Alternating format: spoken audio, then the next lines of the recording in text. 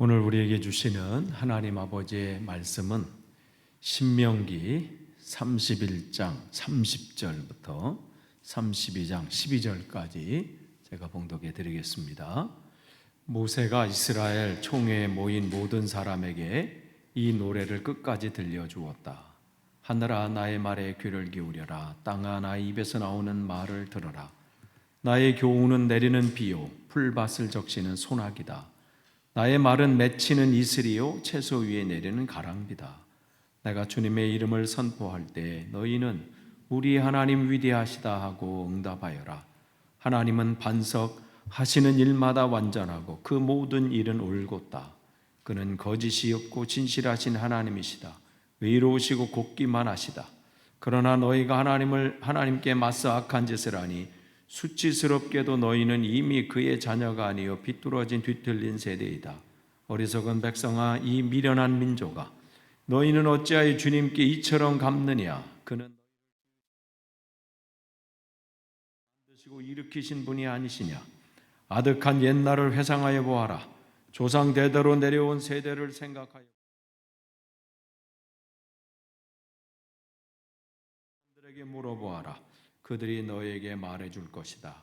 가장 높으신 분께서 여러 나라의 땅을 나누시고 인류를 갈라놓으실 때에 이스라엘 자손의 수요대로 민족의 경계를 갈라놓으셨다. 그러나 주님의 몫은 그의 백성이니 야곱은 그가 차지하신 유산이다. 주님께서 광야에서 야곱을 찾으셨고 짐승의 울음소리만 들려오는 광야에서 그를 만나 감싸주고 보호하고 당신의 눈동자처럼 지켜주셨다. 마치 독수리가 그 보금자리를 뒤흔들고 새끼들 위에서 퍼덕이며 날개를 펴서 새끼들을 받아 그 날개 위에 업어 나르듯이 주님께만 홀로 그 백성을 인도하셨다. 다른 신은 옆에 있지도 않았다. 아멘. 오늘 이 자리에 참석하신 여러분들을 다시 축복합니다. 히브리서 10장 25절 보면요, 어떤 사람들의 습관처럼 우리는 모이기를 그만하지 말고 서로 격려하여 그날이 가까우는 것으로 볼수록 더욱 힘써 모입시다. 이 히브리서가 쓰여질 때가 평안할 때가 아니잖아요. 정말 이 고난의 그냥 끝이 보이지 않는 그러한 때거든요. 정말 힘든 핍박이 이 정점에 다른 그런 때예요. 그런 때 모인다는 것은 정말 목숨을 사실은 담보로 하는 그런 모임이에요. 오늘 같은 날 참 나오기 쉽지 않은 날이에요. 이런 때는 그냥 딱 부침개 이렇게 딱 해먹으면 좋을 것 같은 뭐 이런 때죠. 그런데도 나오신 여러분 잘 나오신 거예요. 뭐 여러 가지 또 상황과 형편 여건이 안 되셔서 뭐 온라인으로 들으시는 분들도 계시죠. 또 그러나 또 이 자리에 또 여러분 모든 것들 이제 뿌리치고 갈까 말까 어떻게 하지 하다가 나오셨어도 잘 나오신 거예요. 오늘 저와 여러분에게 또 오늘 이제 신명기 이제 32장 이거 좀 넘어가게 좀 해주시겠어요? 네. 31장 이제 30절이 이제 32장으로 넘어가는 거예요. 모세가 이제 이스라엘 모든 사람들을 모아놓고 이 노래를 이제 모세의 노래예요. 모세의 노래는 모세의 이제 유언과 같은 노래 겸 그의 마지막 유언입니다. 그러니까 지금 이제 끝을 이제 다다르고 있어요. 오늘 이제 31장 30절, 그다음에 오늘 32장 말씀을 나누고요. 이제 다음 주에는 이제 33장 각 지파에게 이제 모세가 마지막으로 이제 각 지파마다 이제 축복하는 축복 기도가 나오고, 그다음에 이제 34장이 이제 모세의 이제 죽음으로 이제 신명기는 이제 끝이 나겠는데, 그야말로 그러니까 오늘 32장은 모세의 마지막 그냥 온 힘을 다해서 지난주부터 마찬가지예요. 31장도 마찬가지고요. 오늘 32장 이어서 모세의 유언과 같은 유언으로 대신할 만한 그러한 정말 이 말씀입니다. 마지막에 무언가를 남긴다는 것은 그 사람이 정말 가장 중요한 것을 얘기하는 거 아니겠어요? 요한 웨슬리 목사님도 죽음을 앞에 두고 마지막 하신 말씀이 그 무엇보다도 중요한 것은 귀하고 복된 것은 주님이 나와 함께 하신 겁니다. 마지막에 우리가 남길 수 있는 말이 뭘까요? 그것들을 문득문득 생각해 봐요. 어떤 분은 묘비에 뭐를 쓸까? 너무 또 길게 쓸 수도 없고 뭐 이렇게 하는데 오늘 모세는 이 부분을 얘기하는 거예요. 되돌아보면서 지금 이 40년 넘는 세월들을 또 애굽에서의 그 세월들 그 시간들을 다 이제 되돌아보면 마지막 이제 120세를 이제 두고 지금 이제 앞으로 새로운 삶을 살아가는 이 젊은이들에게 이 후손들에게 무슨 말을 해줄까? 어떤 말을 해주는 게 좋을까? 그 얘기를 하는 것이죠. 그런데 그들에게 오늘 하는 말씀 뭐냐면요. 다른 거 없어요. 하나님은 반석이시다. 이거예요. 하나님은 반석이시다. 왜냐하면 그들이 어딘가는 뿌리를 내리고 살아야 되는데 새로운 땅 가나안 땅에 들어가서 무엇에 뿌리를 두고 살 것인가? 사람이 뭐에 뿌리를 두고 사느냐에 따라서 그 인생이 달라져요. 그렇기 때문에 모세는 자기가 그렇게 사는 삶을 산 것처럼 하나님이 우리의 삶의 반석이심을 기억하십시오 이 얘기하는 거예요. 그러니까 이건 예수님도 똑같은 말씀을 하셨죠. 마태복음 5장, 6장, 7장은 우리가 산상설교라고 하는데 이 산상설교는 예수님의 제자로 결단한 사람들이 어떻게 살아야 되는지 그 삶의 방식을 거기다 다 기록해 주시면서 마지막에 반석 위에 지은 집, 모래 위에 지은 집 그 두 가지를 말씀해 주셔요. 우리는 둘 중 하나에다 뿌리를 내리고 산다는 것이죠. 오늘 여기서도 마찬가지예요. 내 삶의 모든 것에 변함없는 그 하나님이신 변함없으신 하나님, 반석이신 하나님 거기에 뿌리를 내려야 된다는 거예요. 인생을 살다 보면 여러 가지 상황 때문에 아니 오늘 하루만 해도요. 아니 햇볕이 쨍쨍 나가지고 야 날씨 좋다 막 해가지고 뭐가 해보려고 했는데 어떻게 해요? 갑자기 천둥 치면서 어우 깜짝이야 막 천둥 칠 때마다 이 혹시 이 노트북이나 아니면 이 컴퓨터에 뭐 혹시 예전에 한번 경험이 있어가지고요 뭐 이게 번개인가 뭐가 맞아가지고 그냥 먹통이 된 적이 있었거든요. 그때 그래서 혹시 막 코드를 막 빼놓기도 해요. 그러다가 갑자기 비가 막 쏟아지니 또 해가 나. 와, 그걸 보면서 우리의 마음이 저럴 수 있겠다 이런 생각을 해요. 어느 때는 할렐루야 주님 감사합니다 하다가 어느 순간 또 먹구름이 끼고 마음에 천둥 소리가 막 치고 그게 우리의 모습이지 않나. 이런 것을 오늘 상황을 보면서 보게 됩니다. 주님 앞에 뿌리를 내리고 반석이신 주님 앞에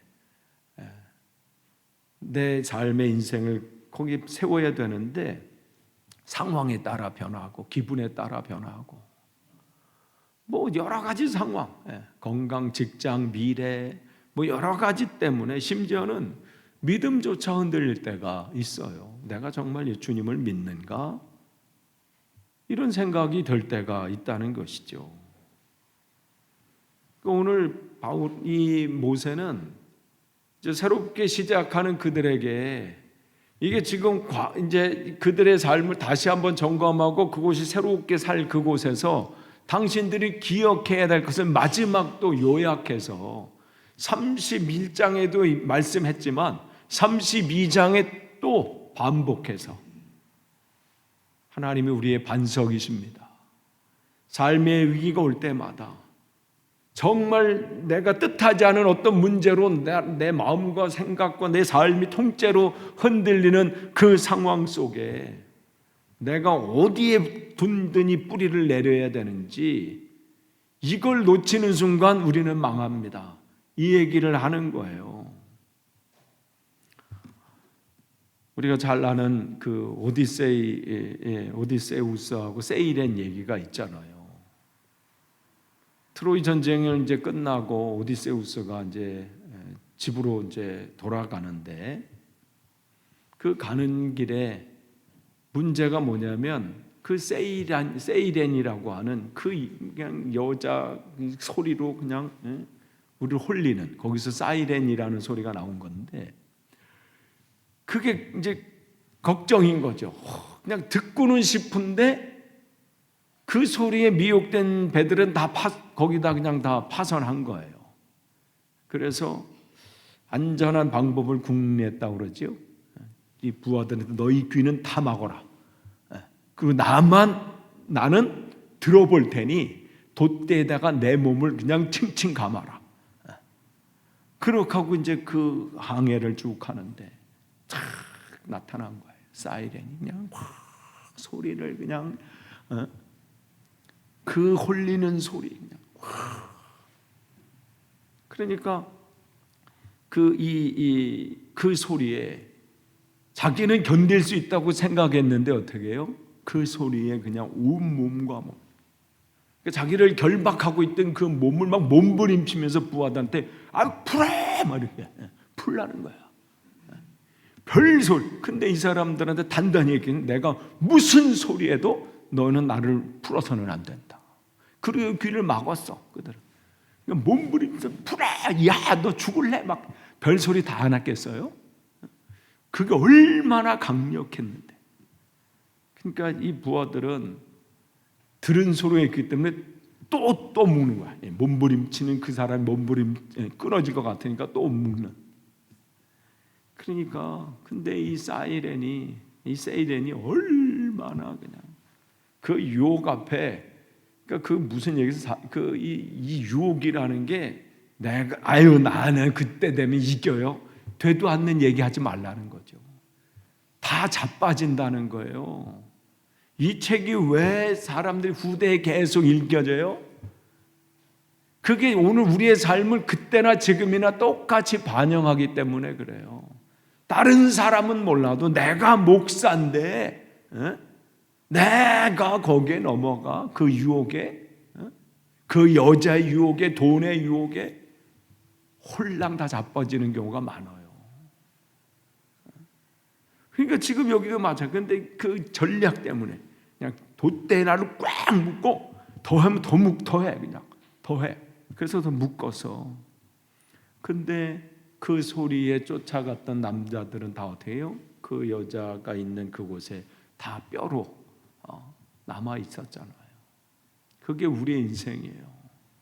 나는 괜찮겠지. 이 정도까지는 괜찮겠지 하고 쫓아가다 보면 내가 거기서 죽는 줄 모르는 거예요.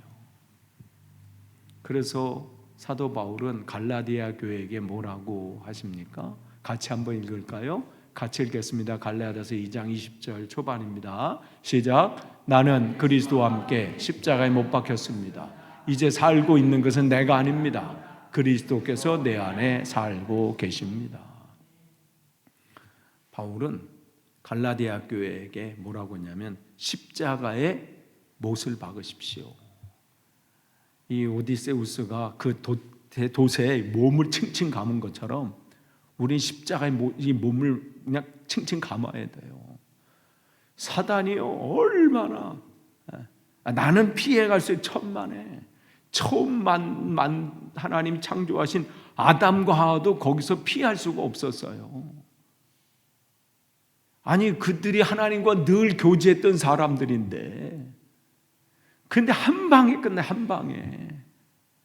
그러니까 우리가요 나는 뭐 그래도 내가 목사고 장로고 권사 아이고 한 방에 끝날 수 있어요. 그러니까 어떻게 해요? 못을 박아야 돼요. 묶어야 돼. 거기 그냥 칭칭 동여매서 아무리 몸부림쳐도 거기서 못 벗어나게. 넉놓고 가만히 있다가는 어떻게 해요? 망하는 거예요. 죽음의 길입니다. 그러니까 지금 이 모세를 통해서 주님께서 말씀하시는 거예요. 너희들이 그 땅에 가면 얼마나 다른 유혹들과 너희들을 붙잡는 거, 마음과 생각들을 사로잡는 것이 얼마나 많은데, 또 고난과 역경과 시련들이 많을 텐데 내가 어디에 기초를 둬야 되느냐? 하나님 앞에 기초를 둬라. 하나님이 우리의 반석이시다. 그걸 다시 한번 그냥 귀에 그냥 딱지가 생길 정도로 또 말씀을 전해 주시는 거예요. 그러면서 그들의 조상들의 얘기를 하죠. 아득한 옛날을 회상해 보라. 네 조상들이 그 내려온 세대를 생각해 보라.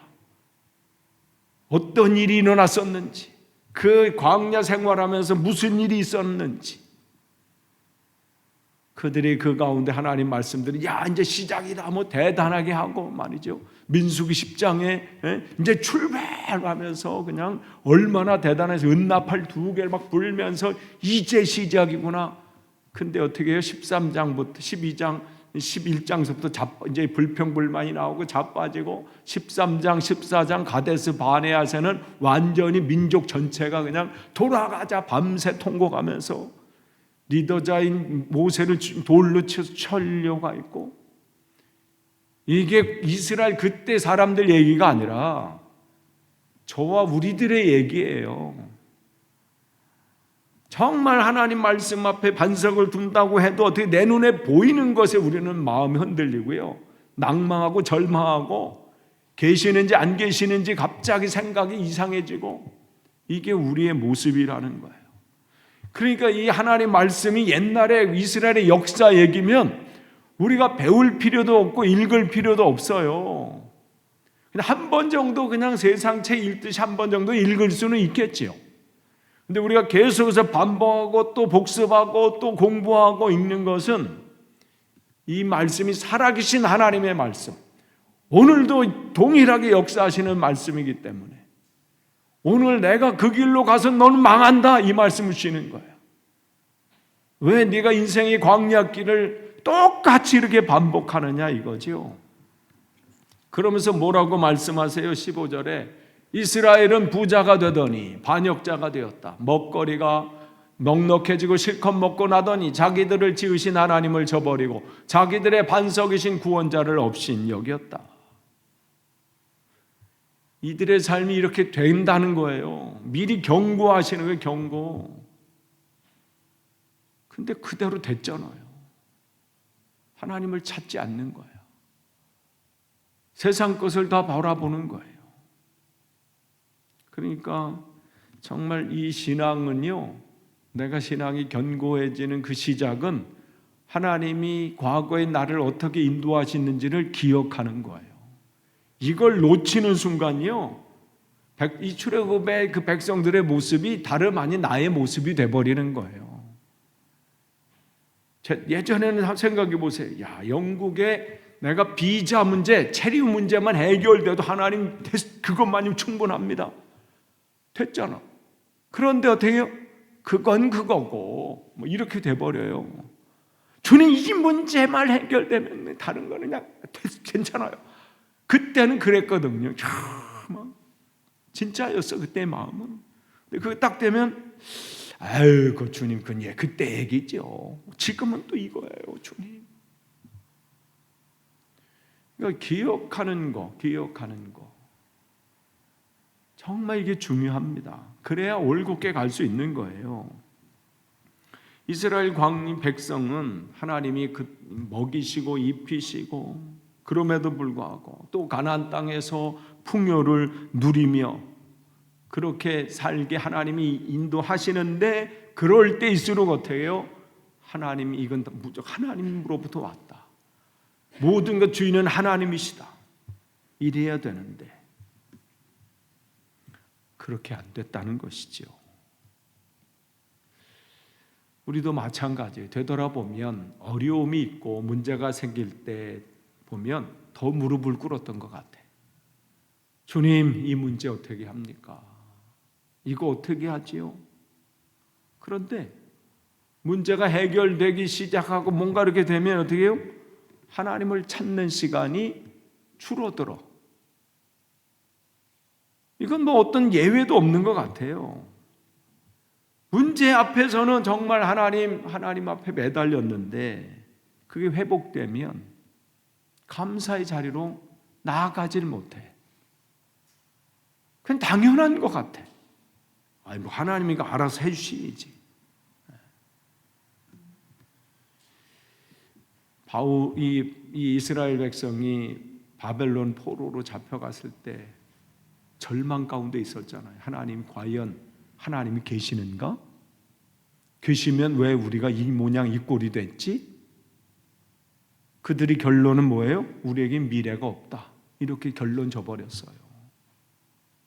그 절망 가운데 있었던 그들에게 하나님의 은혜가 그들에게 왔지요. 하나님 말씀을 그들에게 전해주는 거예요. 에스겔을 통해서 예레미야 또 예레미야 제자들을 통해서 또 하나님의 이름은 나와 있지 않은 그런 무명의 선지자들을 통해서 하나님께서 얼마나 말씀을 그들에게 깨우쳐 주십니까? 그들에게 주신 말씀의 텍스트는 뭐냐면 신명기예요. 신명기. 다른 거 없어. 이 말씀을 그들에게 또 이때 너희들을 주님이 이미 하지 않았느냐? 너희들이 이 말씀 안에서 거하지 않으면 너희들이 이 땅에서 토해낸다고 하지 않으셨느냐? 그들이 말씀을 듣고 그들이 한 게 뭐예요? 회개하기 시작한 거예요. 회개도요, 말씀을 알아야 회개가 나와요. 덮어놓고 회개하는 게 아닙니다. 성경을 알지 못하면 회개도 안 나와요. 회개라는 게 단순히 내가 어릴 때 구멍가게에서 뭘 훔쳐먹은 거, 엄마 말씀 안 들은 거, 물론 그것도 회개해야 되고 뭐 해야죠. 그러나 하나님 성경 안에서 말씀해 주시는 진짜 하나님 말씀을 들으니까 내가 그래도 괜찮은 줄 알았는데 형편이 없는 인생이구나. 여러분 아침 햇살이 쫙 창문을 방에 들어올 때 내 방은 깨끗한 줄 알았어. 근데 어떻게 해요? 먼지가 아이고 그걸 커튼 닫는다고 먼지 눈에 안 보여. 이야, 뭐 사라진 거야? 그게 우리의 모습이에요. 말씀의 조명이 나를 비추니까 회개가 안 나올 수가 없어. 예전에는 어릴 때 생각 크고 회개하니까 다 됐네. 이쯤 되면 회개 다 했어. 근데 말씀을 읽을 때마다 그 말씀의 빛이 나를 조명하니까 모든 속에서 하나님 앞에 부끄러운 것들이고 회개하고 더 바로 서지 못했음을 깨우쳐 주시는 것이죠. 그렇기 때문에 우리가 근데 성경을 다 알아도요, 기도하지 않으면 그게 능력으로 나타나지 않아요. 근데 말씀을 모르고 또 기도하면 어떻게 해요? 그 말씀에 지식이 없는 열정으로 끝나버리는 것이지요. 무디 목사님에게 한 사람이 질문합니다. 목사님, 신앙생활할 때 언제 가장 위험합니까? 위기와 어려움이 닥칠 때입니까? 그때 무디 목사님이 아니요. 신앙의 가장 위험한 순간은 모든 것이 잘 될 때입니다. 이때가 위험하다는 거예요. 이때가 위험하다는 거예요. 나는 문제 없어요. 잘 돼요. 이럴 때 어떻게 해요? 더 무릎을 꿇는 거예요. 제가 군대에서 군종으로 있을 때, 그 진급 때가 되면 장교 부부가 다 새벽 예배 다 나와. 이야, 얼마나 열심히 부르짖는지. 근데 진급이 다 끝나고 그거 다 끝나잖아요. 없어. 목사님과 저와 몇 명만 이렇게 일반 사병 없어. 물론 그때도 귀하죠. 나 그냥 그때라도 나와서 주여 이번엔 돼야 됩니다. 저 사람 말고 내가 돼야 됩니다. 뭐 이렇게 귀해요. 그 자리에 나오는 것도 귀한데 더 중요한 것은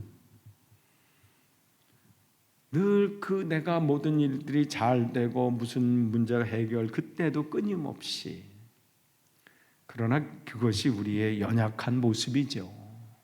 잘못을 얘기하는 건 아니에요. 그게 우리의 연약한 모습이라는 것을 우리가 알고 있어야 된다는 거죠. 그러니까 우리의 삶에도 이러한 위험이 있어요. 내가 잘 되고 모든 문제가 잘 해결될 때, 그럴 때 주님을 더 찾으셔야 됩니다. 그렇지 않으면요, 순식간에 휩쓸려가. 순식간에 그냥 내 뿌리가 흔들려요.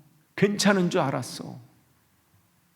영국 나무들 보면 오늘 이렇게 바람 불고 막 이렇게 되면 또 자빠지는 나무 없나 이런 생각을 해요. 아니, 늘 풍성하니까 얘네들이 어떻게 깊이 뿌리를 안 내리더라고요. 보니까 한국같이 그냥 한 척박한 넓을 때는 깊이 내리잖아요.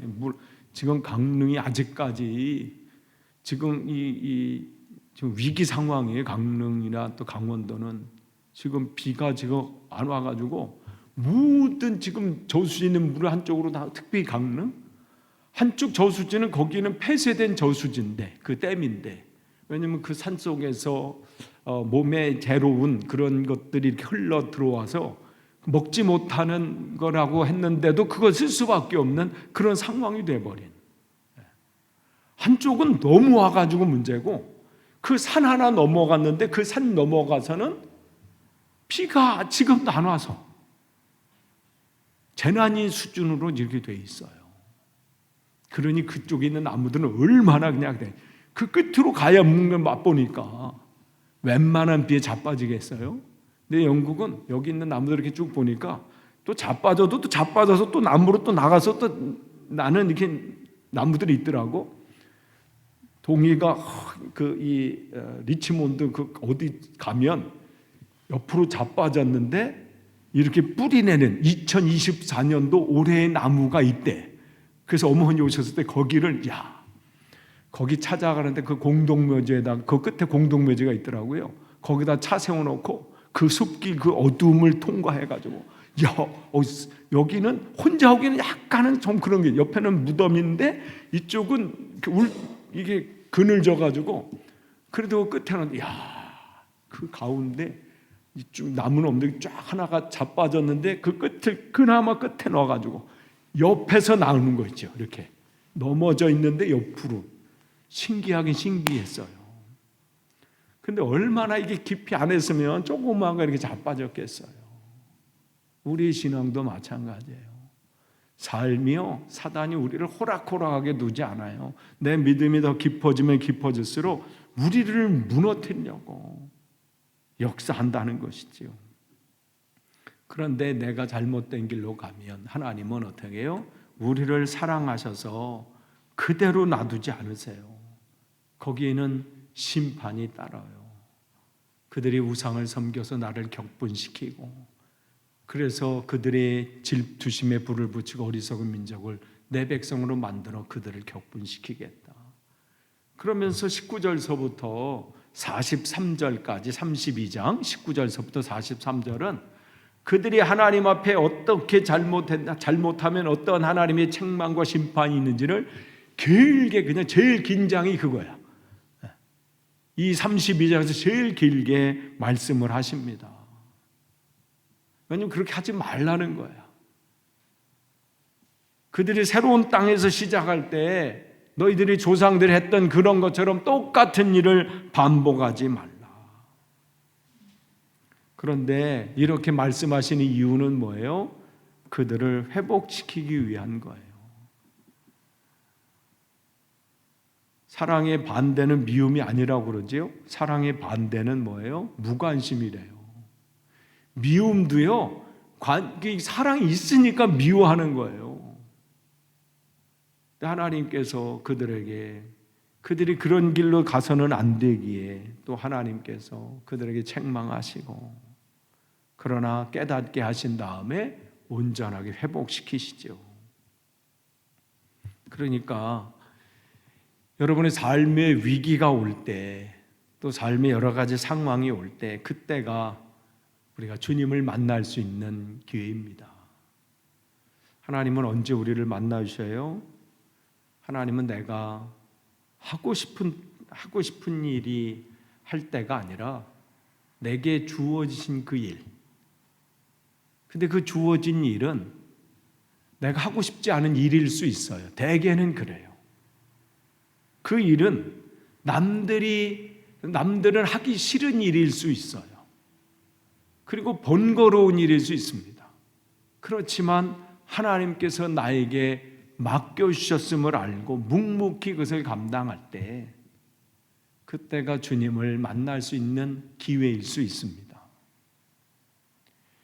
아브라함이 그랬잖아요. 그냥 부지불식간에 그냥 지나가는 사람들, 그냥 지나가게 해도 돼요. 그런데 그 지나가는 사람들을 어떻게 해요? 각가지 집으로 데리고 와서 영접하고 대접을 했잖아요. 그 뒤에 그의 그 모습이 하나님을 만나는 계기가 되었습니다. 그래서 어느 분은 이런 얘기를 해요. 하나님은 아브라함의 그때처럼 하나님은 위장된 모습으로 우리를 찾아오시기도 한다. 그럴 수 있다는 거예요. 다양한 모습으로, 다양한 상황과 환경으로. 그러니까 하나님은 나를 안 만나주셔가 아니라 내가 놓치는 경우가 많을 수 있어요. 그렇기 때문에 시간이 많고 한가하고 경제적으로나 건강으로나 시간적으로나 여유 있을 때가 아니라 힘들고 바쁘고 건강이 좋지 않고 여러 가지 상황으로 분주할 때 어쩌면 그때 부르실 수 있습니다. 여러분, 정말 마음이 괴롭고 힘들고 정말 여러 가지 상황 때문에 어려움 가운데 있을 때 내 안에 나를 괴롭게 하는 것이 뭘까? 나와 하나님 사이에 방해하는 것, 내 마음을 이렇게 힘들게 하는 건 뭘까? 그것을 한번 적어보세요. 내가 뭐 때문에 이렇게 힘들어하지? 내가 뭐 때문에 내 인생이 지금 이렇게 낙도 없고 꿈도 그렇고 뭐가 나를 힘들게 하지? 어쩌면 그것이 여러분이 하나님을 만나는 축복의 통로가 될 수 있습니다. 그 힘겨운 순간이, 여러분을 어렵게 하는 그 일들이, 여러분의 마음을 어렵게 하는 그 상황들이 주님을 다시 한번, 야, 하나님이 내 삶 가운데 이렇게 또 찾아오시는구나, 이렇게 또 나를 이끄시는구나, 이것을 깨닫고 만나고 체험할 수 있는 기회가 될 수 있다는 것이죠. 이스라엘 백성들이 바벨론의 포로로 잡혀갔을 때 그의 인생 가운데 가장 힘겨운 순간들이 바로 그 시간들이었거든요. 그때 그 고통의 순간에 그들은 전무후무한 하나님의 역사하심을 맛보게 됐어요. 그 하나님이 정해주신 때 그들이 온전히 섰을 때 그 고레스 왕을 통해서 돌아가 그래서 성전을 지어 있을 수 없는 그런 체험을 하게 되잖아요.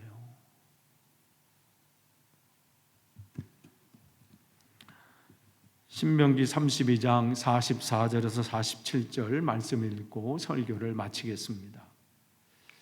모세는 눈의 아들 여호수아와 함께 가서 백성의 이 노래를 모두 다 들려주었다. 모세가 이 모든 말을 온 이스라엘 사람에게 한 뒤에 그들에게 말하였다. 오늘 내가 당신들에게 증언한 모든 말을 당신들은 마음에 간직해 두고 자녀에게 가르쳐 이 율법의 모든 말씀을 지키게 하십시오. 율법은 단지 빈말이 아니라 바로 당신들의 생명입니다. 이 말씀을 순종하십시오. 그래야만 당신들이 요단강을 건너가 차지하는 땅에서 오래오래 살 것입니다. 기도하겠습니다. 주님, 오늘 말씀을 통해서 우리를 자신을 보게 하시니 감사합니다.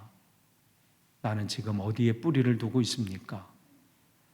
반석이신 주님 앞에 뿌리를 내리고 있습니까? 아니면 세상 것에 나를 넘어지고 내가 넘어지고 죽음을 맞이할 그곳에 뿌리를 내리고 있습니까? 하나님, 위기 때 고난 가운데 있을 때 더욱 주님을 찾기를 원합니다. 그때가 주님을 만날 때임을 기억하기를 원합니다. 평안하고 좀 더 자자할 때 공궁함이 도적처럼 온 것처럼 하나님 신앙이 흔들릴 수 있습니다. 하나님 온전히 주님 앞에 서기를 원합니다. 위기 가운데 있는 분이 있습니까? 고난과 역경 가운데 있는 분이 계십니까? 하나님 그때 더욱더 주님을 찾게 하시고 비로소 살아계신 주님을 다시 한번 체험하는 귀한 성도들 될 수 있도록 인도해 주옵소서. 예수님의 이름으로 기도합니다. 아멘.